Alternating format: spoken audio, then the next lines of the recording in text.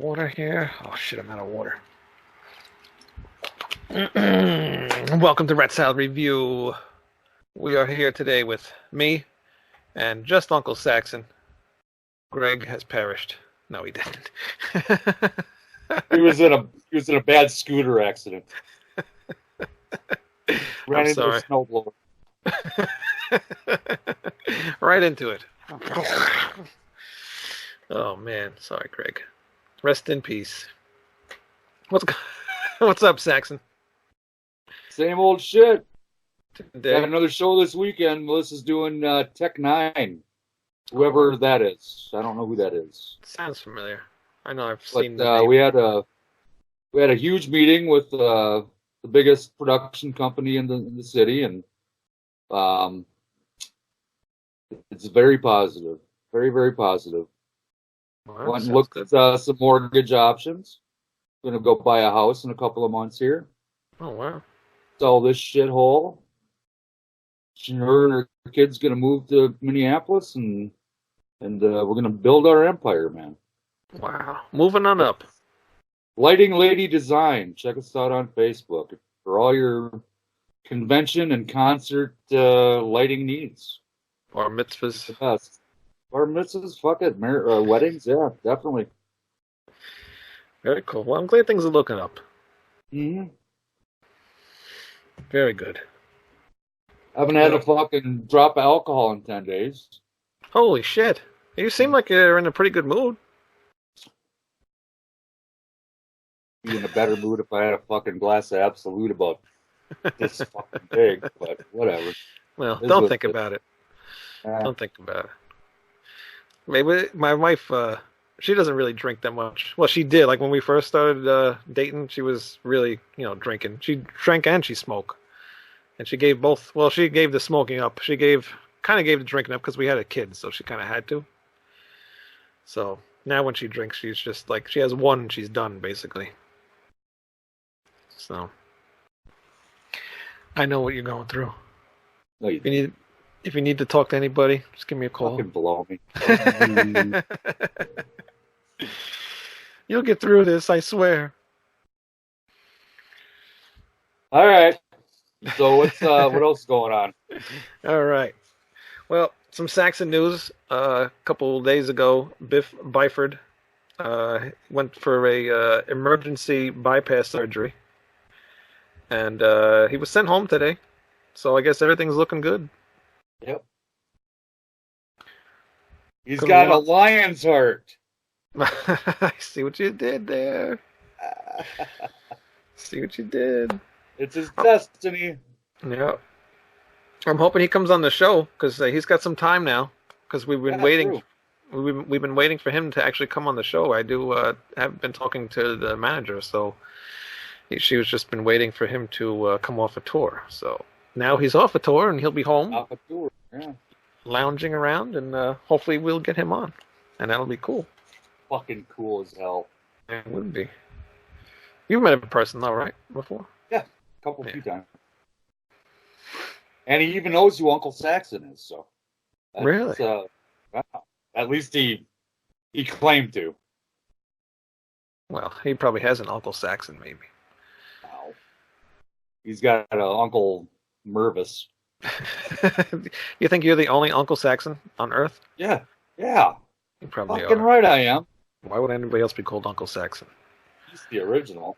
I'll tell you that much. That's true. You are the original. Some news, some Metallica news. James Hetfield going into rehab again. It's the spin dry. Maybe you should help him out. Yeah. Go hang out.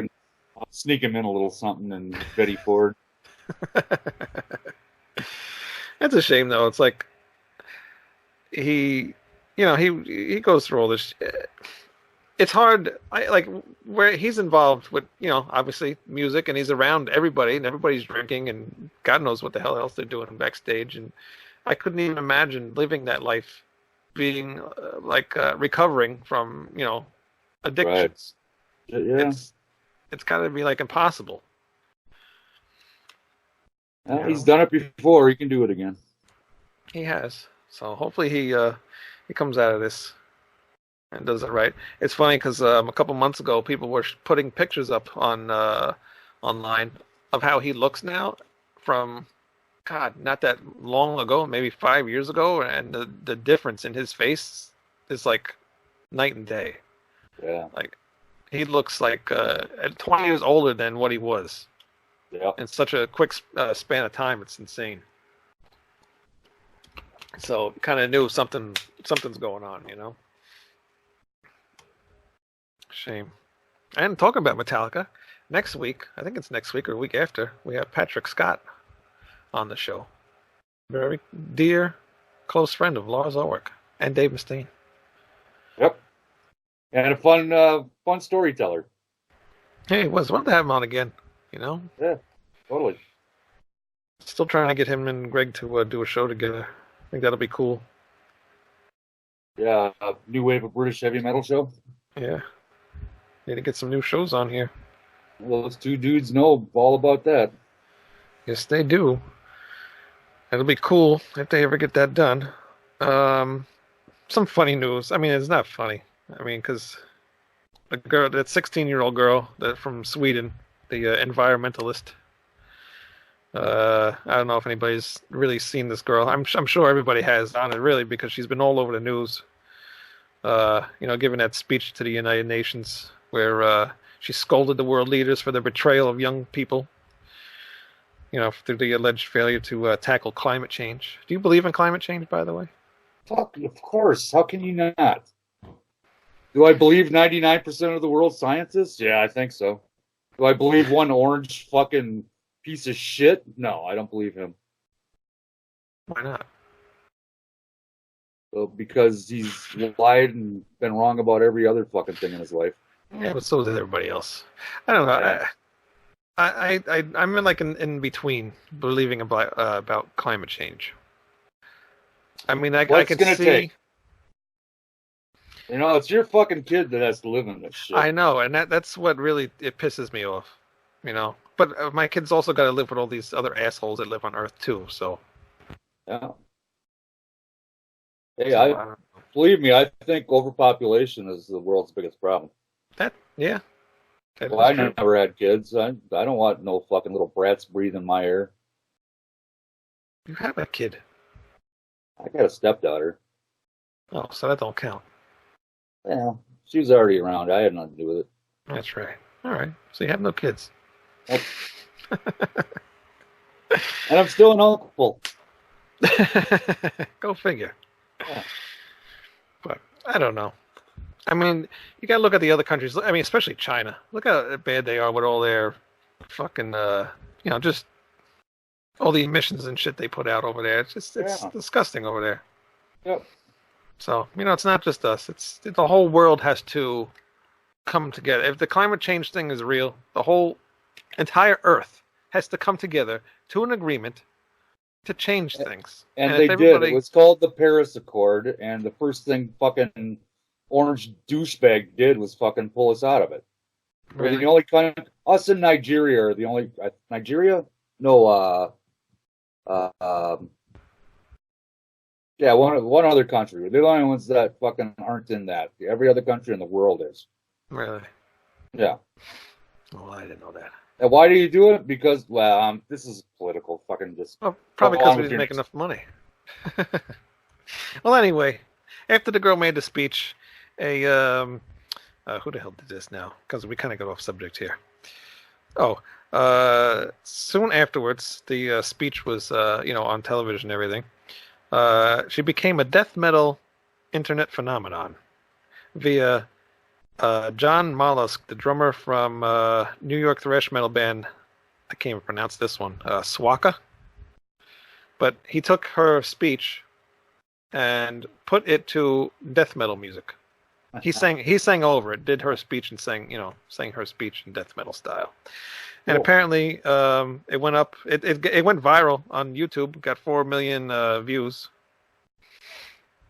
and it is now being put up on as a track you can download, I guess, on iTunes. Just make a little dough off it. Yeah, well, he's actually donating the money to. They launched Despots Records launched a campaign under the hashtag Green Metal, and are hoping that "How Dare You" is what the song is called. So if you want to look that up, you can find that. "How Dare You." Hoping that "How Dare You" will enter the Billboard Top 10 charts around the world. Oh, They're donating money. I saw it before. Where the hell are they donating the money to? Damn it. Well, they're donating money to something. well, that's very cool. I like that. So, oh yeah, okay. All the profits are going to Greenpeace. So if you buy that track, it's going to go to something that'll help the Earth. So go buy You that go, track. you go bitch slap some Japanese whalers. tell tell them Uncle Saxon sent you. Yeah. But that's a Put good. my face on the side of that Greenpeace boat and just says Uncle Saxon says hi. We should make up some stickers with your face on it. Just That'd be put great. them everywhere. You'd have to have like oversized stickers because I got a huge head. You do. It's barely I fitting on do. the screen. Seriously, I've got like this fucking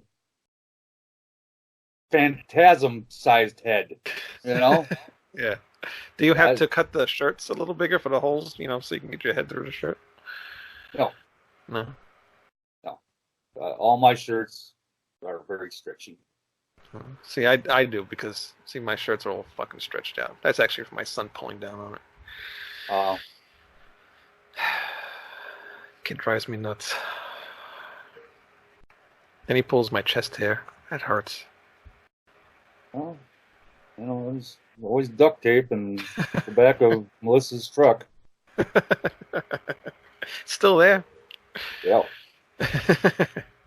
We were gonna have her pop out of my closet tonight on AVA, but we decided against it. Oh, I did see her walk by before. Yeah. So she could have did it then. And last story. This one I was saving for Greg, but unfortunately, he has perished. Mata Hoople has to cancel their tour due to Ian Hunter's scary tinnitus. That shit's a bitch. It really is. It is. I have tinnitus. There's nothing you can do about it. Actually, I heard that there's something going on about reversing that. Really?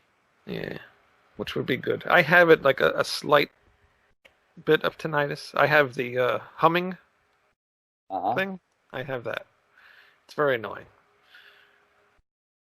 But I don't hear it. If there's noise going on, I don't hear it at all. As soon as it goes silent, I hear.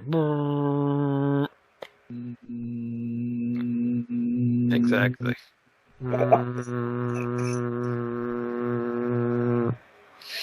Exactly.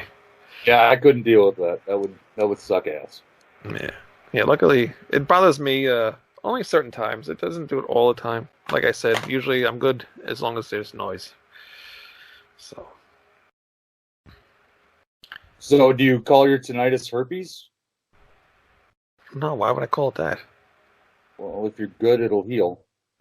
Oh, that's a dog joke. Forget it. That makes no sense. It's like, what? You ever hear that? You know why the stoplight was red? Why? You turn red too if you had to change in front of all those cars.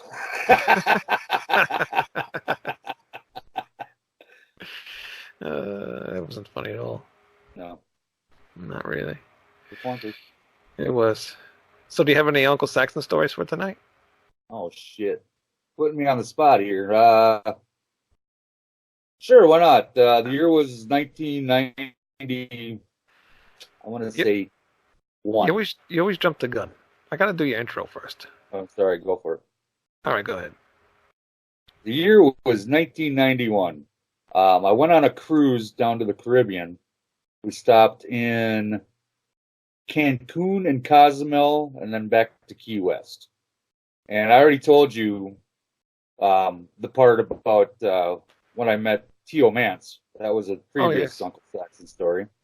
Well, I the did. same I did trip. add him to the show. That when you told us about that, I added that to the show.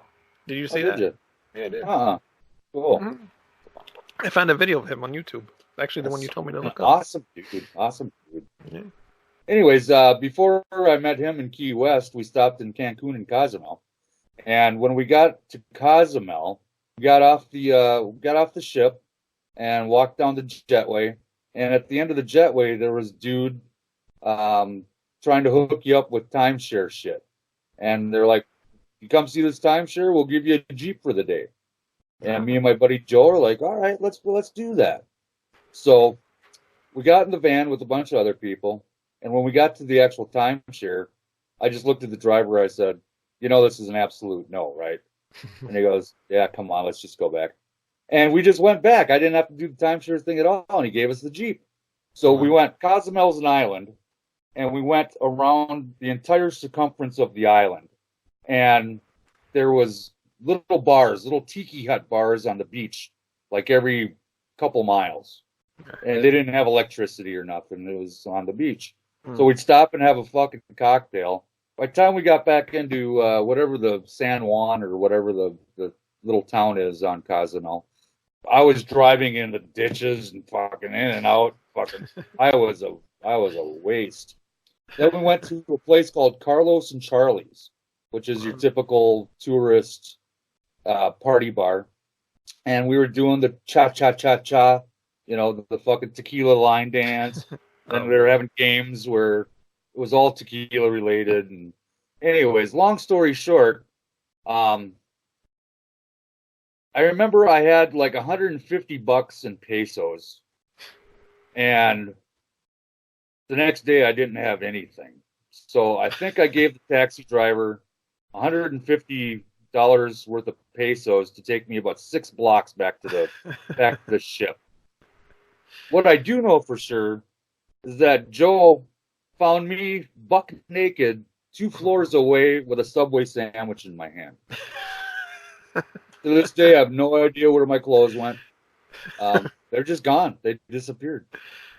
And then I slept for like the next 24 hours on the way back to Key West. And that's your Uncle Saxon story of the day. You did find clothes, right? Oh, I had other clothes in Okay. the unit. Yeah. At least you had Subway. Yeah. Little fat, long-haired, fucking 20-something-year-old Johnny with a Subway sandwich, naked, That must two have been full a sight. decks away from our room. Yeah. What a sight that must have been. Yeah. Alcohol, it's a lovely thing. It's a hell of a drug. It's hell of it. Oh. Anybody get any pictures of that? I've got pictures from that trip, Oh, yeah. but you know, I don't think Walgreens would have developed that one even Hey, if you did take a they picture. don't pay attention to that shit. It just goes to their machine and go, you know. Fair enough. Not like that Seinfeld episode where you ever see that one where that girl was going through George's pictures and she finds ones of him like sitting on a couch, like all seductively. You never saw that? Oh no.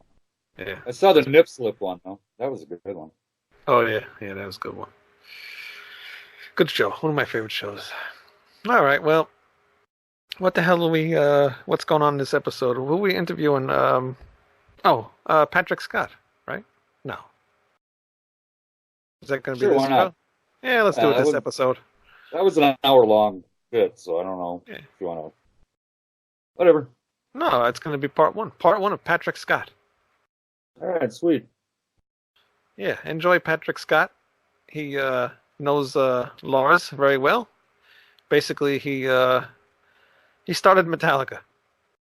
No, he was in the very early beginnings. Very early beginnings. And you became friends with him, how? He works at my ophthalmologist's office. Oh, okay. Yeah. So I'll be seeing him again on Halloween when I get my fucking bionic eyeball put in. Wow, really? Yeah. Nice. So you don't have to use your computer no more. You can just use Skype from your eyeball. And we can see your insides.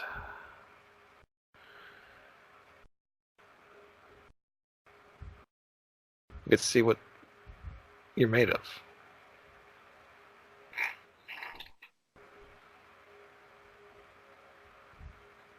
See you next week. Enjoy Patrick Scott. Voice cut out there. All right. See you later. Patrick Scott, part 1, coming up. Bye. All right. Bye, Everybody's ready? Yep. Great. Welcome to Rat Salad Review. Today we have a guest, and that guest is Patrick Scott. Hello, Patrick Scott. Hey guys, how you guys doing? Not too bad. I don't know about these He's guys. got a name you can pronounce, even. He's got what? He's got a name you can pronounce. That's true. Very important. So, Pat, why do we have you on today? You were a guest from Uncle Saxon. So people are probably wondering, who the hell is Patrick Scott? Probably so. Just like John was when I saw him wearing a Saxon shirt, and I'm going, Saxon, really? And he said, what do you know about Saxon? So I told him, yeah. Well, what'd you tell That's a him? good conversation, yeah. Yeah, what I told him is I think I told him they're one of my favorite bands, but that I saw them in 1982 at the Whiskey A Go-Go with Metallica opening for them. Oh, wow. And I think I also told John, I'm not an autograph guy. I've asked for one autograph in my life, and it was Biff. Oh, really? And Graham Oliver happened to be standing there, so I got both of the autographs. But I don't ask for autographs, but they were my heroes. So yeah. Very cool. Sure. I'm an autograph guy. I Oh, want are you? autographs. Oh, okay. Yeah. Oh, Yeah. awesome. A Good. lot of the stuff I have is autographed. Oh, wow. I don't know. I'm so addicted to it now. Like I started, I got like one or two here and there, and I'm like, oh my god. I don't know if you know that store, Newberry Comics. I don't. Where's that? That's in Massachusetts. Oh, I don't know that one. Yeah, but on their website, once in a while they have autographed albums. So I'm always buying autographed stuff on there, and then if Awesome. I meet a band or whatever. But yeah, it's cool. I like doing that stuff. Awesome. I have It's some nice. autographs, but I just kind of acquired them.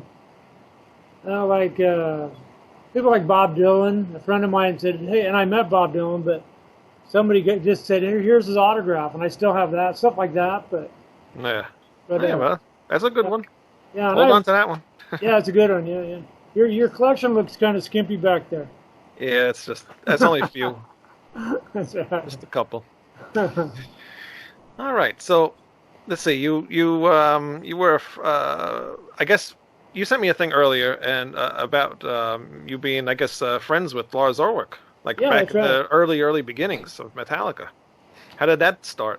Yeah, it was just totally a thing of chance. I was a beginning guitar player, and in LA and I don't know if it still exists, but there's a newspaper called The Recycler that looked like Craigslist, but it was a newspaper. Okay. And I'd look through it to see what bands were out there, and I was kind of dreaming like if I could get in a band, and there was a drummer that said drummer into Saxon, Motorhead, and Tigers of Pantane. Hmm. And so I'm going, what? And I knew, I had one friend named Bob Nalbandian. Do you guys know Bob Nalbandian? No He does idea. a podcast called Shockwaves, and then one other one too, but he's been around in the metal scene forever, but he lived down the street from me, but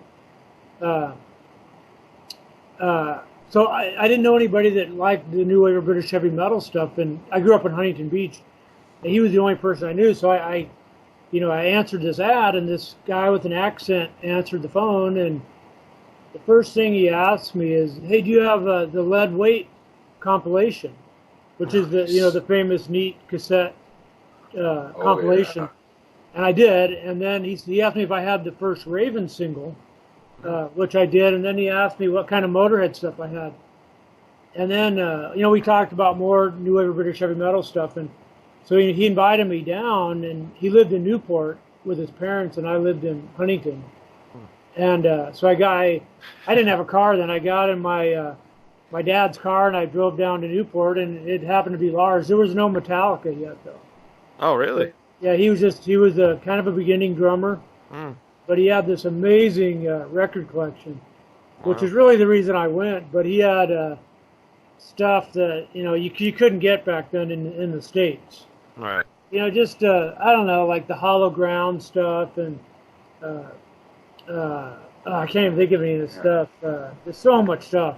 Hollow Ground. I mean, he had Fist on that compilation. God, I'm trying to remember the one that really shocked. Black Axe. Yeah, he had the Black Axe single, and he had the what was the one, the Heavy Metal Rules? I'm blanking on names right now. They're all on my iPod. But he just had everything, anything you can imagine, like even the Soundhouse tapes, all the old Maiden stuff, and his room was wallpapered in Motorhead and Michael Schenker and Diamond Head, and he lived there with his parents, who were really nice people. But then he had a stack of T-shirts on the ground that weren't washed. They were like everybody's dream T-shirts, like all the Diamond Head shirts, and probably had 10 Motorhead shirts, and Schenker, all kinds of stuff like that.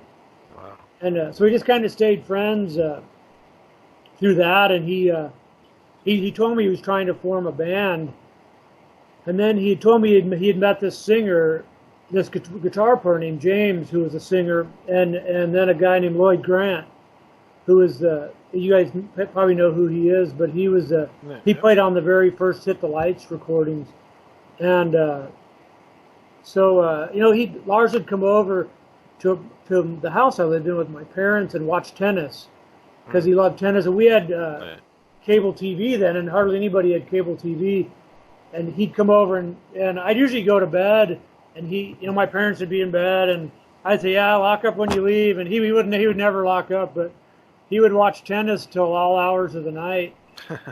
Or we'd sit there and watch MTV and wait for Maiden videos, and have to get through all that stuff we didn't want to watch. Right. But it's like Maiden and Motorhead videos, and every once in a while they'd come on, like those live ones with Diana.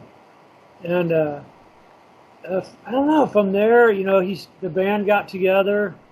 Their first show was at Radio City, and he couldn't get a ride. His mom wouldn't let him use her car, so I went down and got him, and in my dad's car. None of us had cars, and I used my mom's camera, so I took pictures at the first show at Radio City, and I actually recorded it. Oh wow! But like an idiot, the batteries were kind of run down. And so it recorded it recorded slow, but when you played it back, it sounded like chipmunks. I mean, it was. I gave him the tape, so he has it. Yeah. So I bet it could be digitally fixed now. But it's I'm the sure. first show they ever played, and Dave broke a string during Hit the Lights, and he didn't have a backup guitar. He had a BC Rich that he played in. So everybody had to wait for him to change his strings, and then they restarted the set, which basically consisted of Hit the Lights and Jump in the Fire, and then Let It Loose by Savage, and Killing Time by Sweet Savage, and Am I Evil and Helpless by Diamond Head, and I think that was it. It was like a 10-song set. That was always Lars's goal, to have a 10-song set. Yeah. And as they wrote originals, they would scratch off one of the covers. But the thing is, nobody knew they were covers. It's true, because they're so obscure, kind of the way obscure. back then. Yeah. And the only guy that knew was like Brian Slagle would be at the shows, and that later formed Metal Blade. That he hadn't formed them yet, but he knew all the bands. And another guy named John Cornarins knew the bands, and Bob Nobandian. But everybody else thought they were originals, and they sounded like their other, like Hit the Lights. Kind of sounded similar. Yeah. Yeah. So it kind of just went from there. I'm still in touch with them. I see them when they're in town, and sometimes I travel to see them. Like I went to the 30th anniversary shows in San Francisco in 2007, I think, or 2009 or something. I can't remember when it was, but where they played the 4 nights at the Fillmore with like the guys in Merciful Fate got up and played with them, and Rob Halford and Ozzy and Geezer, Lou Reed. Just about anybody. Kid Rock got up there and played with them, and it was pretty killer. Yeah. So there's 4 nights. Wow. So I stay in touch with him still, and same with Dave Mustaine. We stay in really good touch. So you must have been there then when the whole thing went down with Dave Mustaine getting kicked out of the band and everything, right? Well, they were on the East Coast when that happened, but Okay. so I wasn't. Back then it was so funny because there was no cell phone, so I still Right. have all the postcards that Lars would send me from wherever they were. I've kept everything. I'm kind of that way. I just keep stuff, and Did you bring any to show us? yeah, I have a lot of it here. It's in closets and things, but I have it on my phone actually, stuff like that. But a lot of it, I can grab my phone. It's my girlfriend's using it, but That's all right. but yeah, I have letters and all kinds of stuff. Cassettes that Lars would record for me. Like he'd make me New Wave of British Heavy Metal compilation tapes. Yeah. And then he loves bands like Trust, the French band, and Bow Wow from Japan. They were one of his favorite bands. The band Legend, the New Wave of British Heavy Metal band. Trying to think, the EF band, they were a Swedish band that were kind of considered part of the New Wave of British Heavy Metal, but they were Swedish. And then all the New Wave of British Heavy Metal stuff, he'd burn tapes for me. Yeah. And then he one day I went over there and he had this recording of Hit the Lights. That was the very first one that was the master copy that he kept up in the shelf in his closet because he didn't want it to get erased. So, but it was the first recording of Hit the Lights, and it just completely blew my mind. That it sounded like what I thought sounded like Raven and all that stuff that we loved. And Lloyd Grant played all the solos on it. Okay. And then when they recorded the No Life Till Leather demo, he came to my house in Huntington Beach, and then we got a friend of mine's dubbing deck. Nobody had dubbing decks, but this one friend of mine did. So we sat in my room and probably burned 100 new No Life Till Leather demos. Wow. And then I had a lot of pen pals then so I circulated it through my pen pals. That's pretty much how their name got out. People like Bernard Doe from Metal Forces and Metal Mike from Aardschok, and ended up sending it to KJ Doughton, who ran Northwest Metal, that fanzine, and he became their fan club manager. And he's actually a really good friend that I've never met personally. But we talk online all the time, and our paths have just never physically crossed. But I consider him a really good friend. But I've never shaken his hand. So it's kind of funny. Same with guys like Ron Quintana. I didn't meet him till much later, but we talked on the phone all the time, and I would call him and play him Metallica songs on the phone because the tapes weren't out yet. They weren't circulated yet. So he already knew Lars. So Lars had already gone up to San Francisco and met him. So that's kind of how they got around. I mean, and I used it as a trading source. So I would, all my pen pals would send me Merciful Fate demos and, Deep Machine demos and Silver Mountain demos and, Satan T-shirts and the Satan demo and so it was just kind of my source while I was helping my friends who were just my friends' band then. But I use it as a source for trading. All right. So, and I would send out Young Metal Attack shirts, which were the first Metallica T-shirts, and Lars would give me 10 or 12 of them, and then I'd send them with the tape and with a picture of the band and send them out, and then those guys would send me Merciful Fate records and demos and things like that. So wow, that's kind of how it went. Yeah. You still have all those demos and stuff? I have it all. I have everything. Well, you might have to send us some of those. Yeah, and I have all the No Life Till Leather demos with Lars wrote on them and everything, and says they say do not circulate on them. And at first they didn't want them circulated until then he said, okay, now you can circulate them. So. Wow. And me and Greg are very big Merciful Fate fans, so. Oh, awesome! Share some of that stuff for us. Actually, we're starting a King Diamond show soon. I think I saw that on Facebook. Yeah, that'd be awesome. Yeah, he's one of my heroes too. I've seen him quite a few times, and I met him once in Kansas City actually, and it was a funny thing because I walked up to the door. There was all these people outside, and I walked up to the door, and the door flew open, and I walked in, and they thought I was in one of the bands. Armored Saint was opening for them, and I knew the guys in Armored Saint from California, but I was sitting down eating lunch with Mickey D and Andy LaRocque and King Diamond, and he had just been on the Geraldo Rivera show. Okay.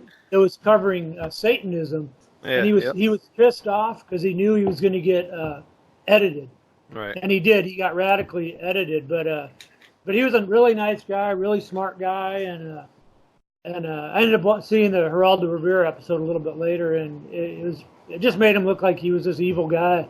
Right. You know, like they wanted to make him, you know. But yeah, of course. Yeah, that'll be awesome. I'll tune into that for sure. Is it a podcast then? Yeah, it'll be the podcast. It'll be a lot shorter than our normal show. It'd probably be like maybe 10, 20-minute segments or something like that. I don't know. Awesome. It's kind of a work in progress. All right. Yeah. Okay. You guys going to King Diamond coming up here? No, I don't think so. Sold out. I tried to buy him sold out? the day. I tried to buy him the day after, and it was already sold out. Yeah, that's a bummer. Yeah, I think I got some. One of the websites offered some like advanced thing, yeah, and yep. I forget what they call those. And I just happened to look at the website, and I actually got tickets. But wow. looking forward to it. Yeah. John's not a big fan, right, John? I don't get the shtick, to be honest. But he loves baby metal. I figured that one out. Love baby metal. They're awesome. Yeah, I've never even heard Baby Metal. I see their name around, but I've never even heard them. It's three. It's what, 3 of them or 2 of them now or something, right?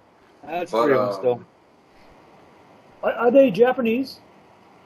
Yeah, they're Japanese teenage girls. And they're really good players, right? Really good musicians. Well, they're Aren't they, or? just singers, but their band is really, really good. Yeah, their band is tight as hell. I think I just saw them Saturday night, so. Oh, you just saw them? Yeah, they're at the Myth Saturday night. My girlfriend did the lighting for it, so. Oh, awesome. Wow. Yeah. Oh, that's awesome. Who played with them? A band called Avatar, which was another sticky band from Sweden. Oh. You ever heard of them? Is that the one that guy wears makeup like a clown? They all wear makeup, and yeah. It was bad. Oh, I know who they are, yeah. Yeah, and the singer's really wild, right? Like, really crazy state. Yeah, I've He's seen like a Marilyn Manson kind of guy. Right. Yeah. Looks kind of like a crazy clown or something. Yeah, I have seen videos of them, yeah. Wow. Oh. That's awesome. No idea. You never heard of them? I've heard of them. Nope. I've not heard of them. Wow. The only Avatar I know was from like the early 80s. Right, and they only had one record. Yeah, that was, and who did they become? Sabotage. That's right. Yeah. Well, Avatar will be on next week, Greg and John. Wow. Yeah. No. We could probably make that happen really easily, too. You probably could. I don't doubt it. John, you should try to see King Diamond sometime because the band is phenomenal live. I mean, it's a great band. A couple times in the 80s, you know, it was fun. Oh, you did? Yeah. First half. Yeah. Wow. Yeah, But, honestly. it just didn't stick with me. Hmm. Wow. I saw him with Merciful Fate. I saw him with Merciful Fate years back, and that was awesome. Where was that? Back when that was down at a place called the Ballroom down in Maryland in like 99, 98. Okay. Wow, awesome. Yeah, I saw him in the 80s with Exodus open in Long Beach. And then I've seen King Diamond a few times. And then Merciful Fate played here in town. I lost one of the videos here. Yeah, Greg disappeared again. Are you still there? Somebody plugged in something that was too much for the breaker, and it Always something. Yeah. So, too funny. Good. I'll replace your video with a picture of yourself then. Best Greg's ever looked. Yeah, we should do this more often. Still got sound on him though, right? Yeah, it's all right. Yeah, he's fine. Yeah. All right. So I have one pretty interesting record that I actually got from Lars, and it's the 1980 Bratz record.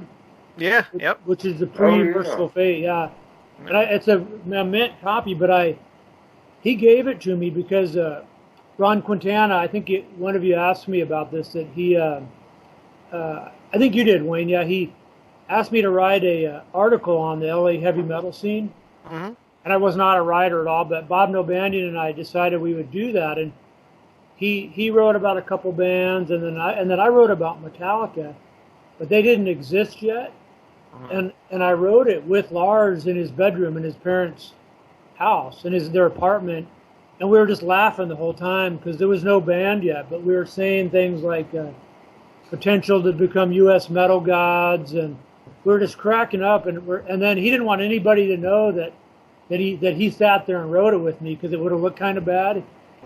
People know now, but when we finished it, it got in maybe the 4th episode of Metal Mania. And so it was the first time their name was ever in print. But and then he had 2 copies of the 1980 Bratz record because he already knew the guys in Merciful Fate from growing up in Denmark, and so he gave me a copy of it. So then it's kind of a punk rock.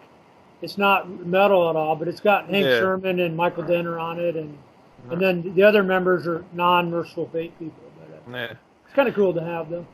Yeah. Yeah, we were listening to it actually for the show that we're doing. It's really? a lot different than the Merciful Fate stuff. Totally, yeah. It's not what you expect.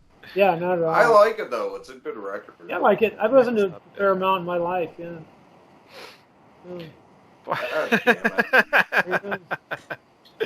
He's got a haunted house over there. So Wayne, where are you from? You should put that mask on. I should have. What's that, Pat? Where are you from, Wayne? You sound like you have a New East York. Coast. Yeah, I was going to say, I can tell East Coast. Yeah. Yep, New York.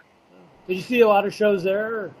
I'm not really a big show guy. I'll go once in a while. I mean, I went to, I saw King Diamond, since we're talking about him a little bit still. I saw him at BB King's, but that was like probably 10 years ago now. Yeah, I don't go to shows that much. I go to Jones Beach and things like that, but yeah, I'm not a big show goer. Oh, okay. It seems like there haven't been a lot of shows around lately, but there hasn't been a lot of stuff. I'm looking forward to King Diamond, but haven't been a lot of bands lately. It doesn't seem like. Yeah, I think the last one I saw was Halloween, and that was in Manhattan. All these bands always go into these small clubs, and I can't stand that. So I hate going. Yeah. I don't mind going into a place that's got like seating, and I can sit down and just relax.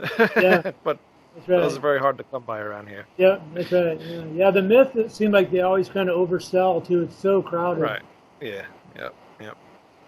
Yeah. So, were you when you were hanging around with Lars? Did he even have the? Oh yeah, he did have the name Metallica. But I always heard him say that he stole it from a friend. Is that true? That name? Yeah, it was actually from Ron Quintana, and Ron was starting Metal Mania, his fanzine, and he was trying to decide if he wanted to name the fanzine Metal Mania or Metallica. And Lars said, "Metallica's stupid. Do Metal Mania. That sounds way better," because he wanted the name. Yeah. That's how he got it. Yeah. And you were involved too with, or not involved, but around when Lars found James and everything.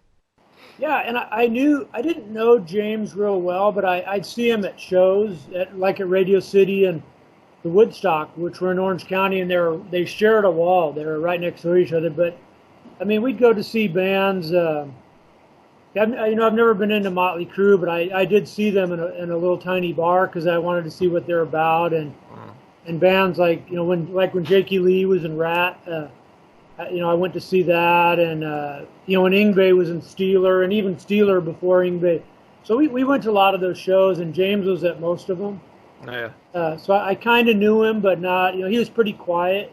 Mm-hmm. But I didn't I wasn't on first name basis with him until I knew him through Lars. Until after he got together with Lars, and then I remember I told Bob Nalbandian, I said, that guy we see at every show, and I explained to him. I go, James, the tall guy with blonde hair. I said he's the new singer with Lars, and it was just kind of a funny thing because Lars was a total beginner then. He didn't Right. care though. He didn't care one bit because he was already working the business side of it. He always had a business mind. Mm. And he even asked my dad. I remember sitting at my parents' dinner table, and he asked my dad for $10,000 Wow. to invest in his band called Metallica. And who would do that? You know? Yeah. And my dad's like, who would invest in some kid's band? $10,000. But it probably should have, looking back now. But my parents knew him, and he'd come over even if I wasn't home, and and watch MTV or watch tennis and things. So Yeah. it goes back a long way. Yeah. He's well off though, and his family, no, right? I thought he was. It's a funny thing. It's I'm actually there's another book coming out about thrash metal, and that I'm answering those questions on email. But that same question came up, that he was well off, and they lived in Newport Beach. It was a 2-bedroom apartment. His mom had an AMC Pacer. Right. Lars didn't have a car. I never saw if his dad had a car. His dad is one of the sweetest people you can imagine. Just one of the nicest people, and still is. But and when every once in a while Lars could get his mom's car, and it was this AMC Pacer, and he drove like a complete maniac. Like he'd pass people on the right side on the shoulders, and there wasn't enough room, and he was mellow about it, but that's just how he drove. But usually it would be I'd get my dad's car and pick him up, and then we'd go run around to record stores or go to shows and things. But so he didn't have a camera. He had tons of records and tons of T-shirts and stuff like that. But back then I didn't think of him as being like a rich kid. Yeah. But at the same time, James and Ron McGovney, lived in Norwalk that was pretty blue collar. And so it was a different upbringing, but his dad was a professional tennis player. Yeah. But I never got the impression that they were rich or anything. Right. But it was a nice area. I mean, I don't think there's a bad area in Newport Beach, but Yeah. and Lars worked at a gas station, and he sat in a booth and just took money, and he'd call me. He'd be worried he was going to get robbed because he really didn't. America was kind of new to him. Right. But he'd be in his booth listening to Angel Witch, taking people's gas, and so he'd call me and I could hear what he was listening to all the time. But so I don't know. Yeah, a lot of people assume that, and I don't know. Maybe they were well off, but I didn't get that when I was a kid. When I was 17 years old. But yeah, he always figured that because, like you said, his father was a pro tennis player, so figured he's got to be making some kind of money. Yeah, he may have. His dad was always doing this really bizarre painting on these, 10-foot canvases, and Oh wow. it made no sense to me. But he would explain it to me, and I would always act like, "Oh yeah, I see that," and I did not get it at all. But if that's with a lot of art, you see it and it's like, "Oh yeah, that's cool," but you don't know what it means. Yeah. That's funny because isn't Lars like really into painting now? He is, yeah. He's a big collector, and I'm sure that came from his dad. And his dad was really into jazz, so Lars knows a lot about. Like Dexter Gordon is Lars's godfather. Okay. Because he was friends with Torben, with Lars's dad. So then there was this pop singer out a few years ago named Nina Cherry. Yep. And her dad was Don Cherry, who was a famous jazz musician, and Lars was childhood friends with her. So, kind of funny connections, but Wow. yeah.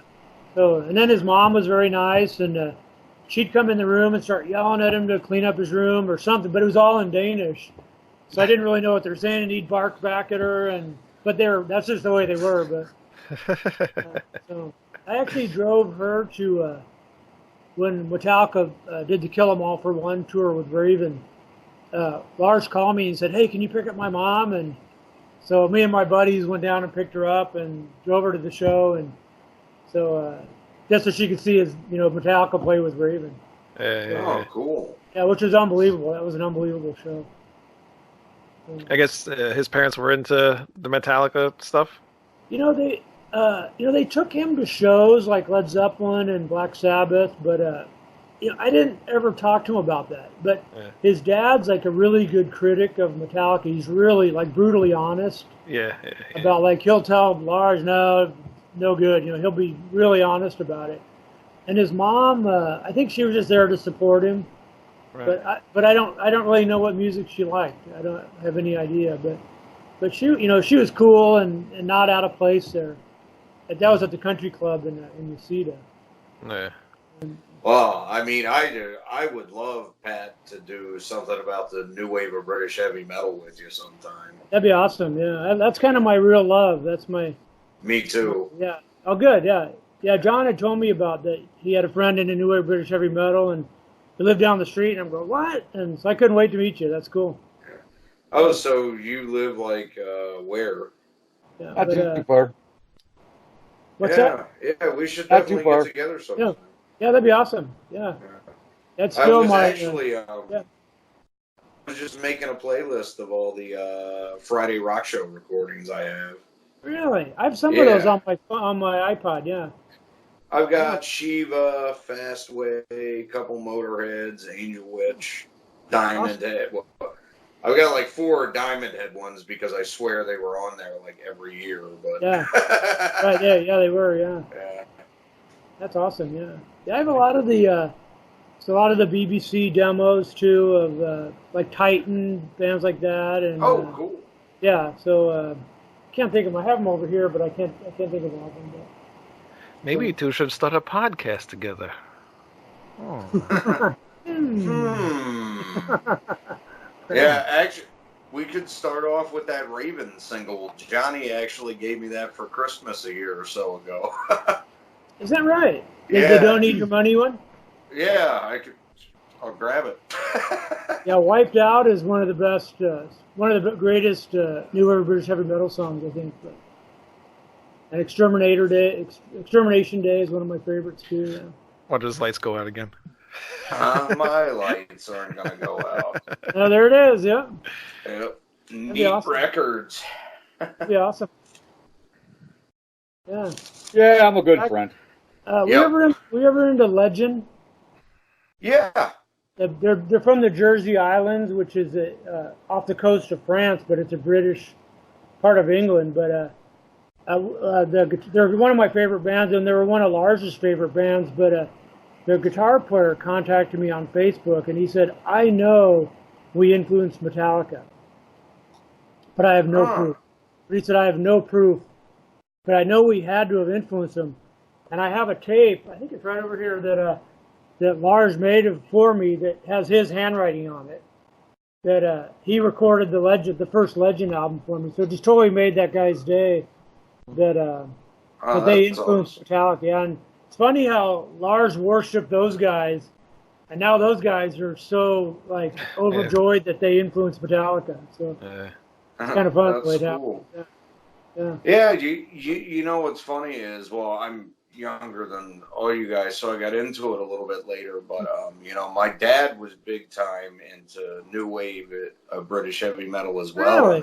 Awesome. I had heard Sweet Savage before I heard Metallica though, and that was the first thing I thought when I heard Hit the Lights. I'm like, sounds like Sweet Savage, Eye of the Storm kind of, but quicker. Exactly.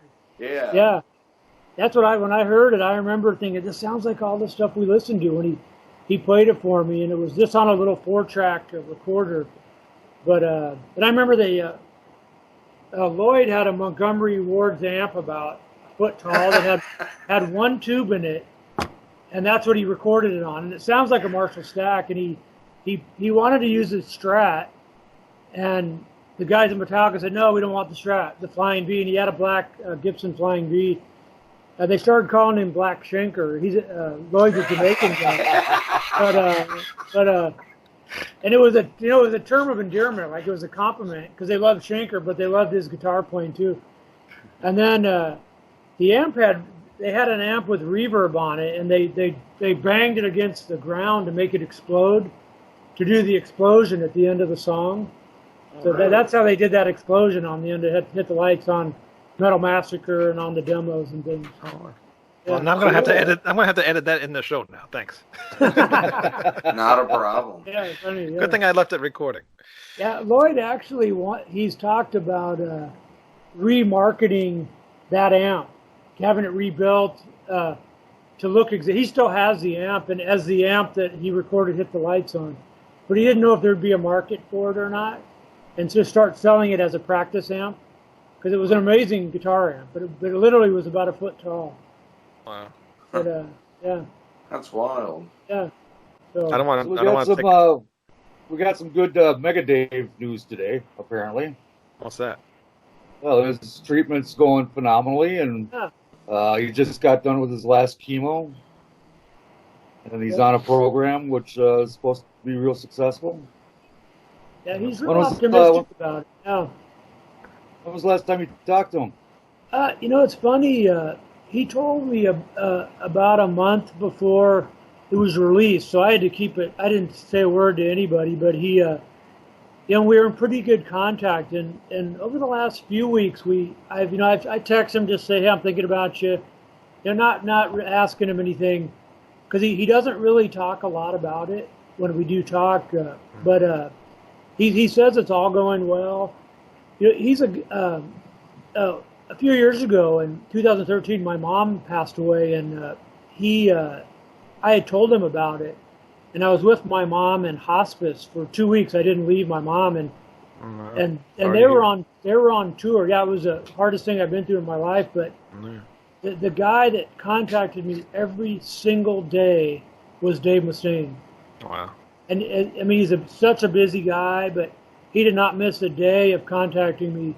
I mean, that's the kind of guy he is, and he has a certain reputation, but and some of it's earned, but he's a fearless guy, but it was just an amazing thing. I mean, it really helped me get through it, and then I spent the next week cleaning up my mom's apartment, donating things and giving stuff away, and the Saturday I drove back up here, they were playing at the Myth. Okay. And so he let my girlfriend and me stand on the stage, and just totally rolled out the red carpet and said, "The show's for your mom." I mean, that's the kind of guy that he really is. Really an amazing guy. Well, that's good to hear, because, like you said, he gets a bad rap a lot of times. Yeah. So, but when I see him, he's just like he was when we were kids. I mean, I remember they were playing a show at the Woodstock, and Slayer was at the bottom of the bill. And but Slayer was just a cover band there, and they didn't play speed metal then. They played Judas Priest covers and things. But I had an Angelwood shirt on, and the light guy didn't show up. So I have a reputation for being their light technician. Mm-hmm. It says that online, but I did it one time, and it's because the light guy didn't show up. And the light switch. The light module had 2 switches, like for the red and the blue lights or something. So I knew the song, so I was just going real fast. And Dave had an On Through the Night shirt, a Def Leppard shirt on, and he said, "I'll give you one of the red Young Metal Attack shirts if you let me wear your Angelwood shirts just for the show." And I didn't do it, but I had one of the red shirts, but I don't know what I did. That's one of the things I've lost. But I should have done it. I should have let him wear it, because then I would have 2 of those shirts, because they're pretty rare. Yeah. So we had some closer contact last year, because one of my favorite bands is a band called Mustache, and they're a Swedish band, and they have I have all their CDs sitting right there, but they have probably 8 CDs out, and they're my favorite band of the last 20 years probably. Wow. And Dave loves them. I turned Dave on to him, and he absolutely loves them. And we were trying to get him lined up to go on tour with Megadeth. So he and I were talking on the phone a lot about working out, but it just never worked out. Finances and everything, just kind of a lot of turned into kind of a big mess, sort of. But I actually flew down to Austin to see Mustache play, because they didn't play up here. There was like 15 people there.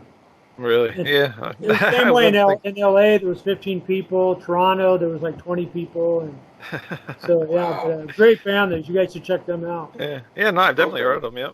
Yeah. A friend of mine likes them, so he gave me a couple of their albums. Yeah. Is he local? Is he in town? He lives about an hour from me. Yeah, he's in New okay. York too. Yeah. Oh, okay. Yeah. Yeah, he likes that kind of stuff. Oh yeah, cool. Yeah, I do too. They're not bad. Yeah. All right, that was part 1 of Patrick Scott. Come back next week for part 2. There will be more. If you dare. All right. Anything else you can add to the show before we head out of here? Flash my tit again. I don't know if you're into that, but No, please don't. all right. Not into that at all. I don't think anybody watching the show is either. Well, you could have some fans out there. I really don't know. Hey, man, I think we fucking doubled our subscribership after I flashed my tits the first time. We have had. Well, actually, that hasn't aired yet. That airs tomorrow. Oh, all right. Or it'll air before this episode goes up. Yeah, all right. So we'll see what happens after that goes up. Because we have been getting some new subscribers, and I really, you know what? Let's thank some of the new subscribers. You want to do that? Yeah, let's do that. Let's do that. I haven't given any shout-outs to any new subscribers, and I'm sorry for people earlier that have subscribed, but now we have quite a few, so I'm not going to go through everybody. But Jules Guitar, thank you very much for subscribing. Lone Wolf GAM, thank you for subscribing. Andrea Raybar, Mike Jones, Steve Friend, Jorge Del Rio. Jorge! Yep, Scott Ward. I'd pronounce this other person's name, but I can't pronounce that at all. But just call him Earl. No, it's a girl. But I really appreciate everybody and the new subscribers. And keep it up. Share it with your friends. We're going to have a lot of cool interviews coming up. Who else? We got Michael Jargo from the Hami Media Group coming up. We talk Halloween. I'm going to do that 2 weeks. And then Orange Sky comes on the show. And Matt Schaffer. Well, Matt, you've already seen Matt Schaffer. That would be on by the time this comes on. So, and then Big Ray from the Hami Media Group. He's coming on to do album versus album. Maybe. I don't know. We were supposed to record that earlier today, but it didn't happen. So, we'll see what happens. And then we're going to be on. Going to Antigua, and you might just catch a glimpse of your favorite uncle in a Speedo with a hedgehog in it. They have hedgehogs over there. Sure they do. Antiguan hedgehogs. They fucking fillet them and real thin. I know they do have like those lizards. They have those lizards over there. Yeah. They would crawl under the door. When I was there for my honeymoon, they crawled under the door. Yeah, they're harmless. They are. Got some nasty bugs over there though. They would spray, and every couple of days they would spray the resort with this big fog machine thing. Mm-hmm. And that's kind of scary. What time of year did you go? April. All right. That's when the bugs are spawning. Oh yeah. Yeah. It was nice. It was whatever they put in that fog stuff that they put around. There was no bugs. Nothing to like really bother us. Not like where I live. Forget it. I can't even walk outside the door without getting bit by a mosquito. Right on. So you'll be good. Well, I don't know. You're not going into a resort though, so who knows? Nope. All right. Adios, everybody. See you next week. Later. RatSaladReview.com. Subscribe YouTube, iTunes, Spotify, Stitcher. That's it. Bye-bye.